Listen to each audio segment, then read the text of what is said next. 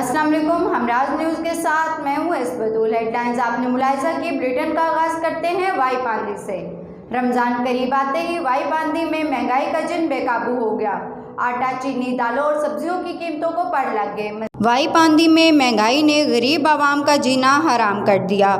रोज़मर्रा के इस्तेमाल की अशिया में दिन ब दिन इजाफा होने लगा। तब्दीली के नारे लगाने वाले ही तब्दीली ना ला सके। मुर्गी 480 रुपये किलो, आटा 70 रुपये किलो, चीनी 120 रुपये किलो, दाल 280 रुपये किलो तक जा पहुंची। कीमतों में दिन ब दिन इजाफे से अब एक वक्त तक की रोटी के लिए परेशान हैं। शहरी कहते हैं हमें नया पाकिस्तान नहीं चाहिए, हमें हमारा पुराना पाकिस्तान ही वापस दे दें। शहरियों ने सिंध हुकूमत से मुतालबा किया है कि फौरी तौर पर महंगाई पे कंट्रोल करके बेचैनी को ख़त्म किया जाए। रिपोर्ट मोहसन अली रुस्तमानी, वाई पांदी।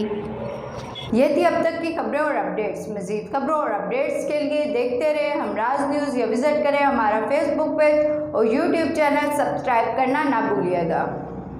हमराज न्यूज़ की मज़ीद वीडियो देखने के लिए सब्सक्राइब करें और बेल आइकन को भी प्रेस कीजिए ताकि हमारी हर नई आने वाली वीडियो से बाखबर रह सकें।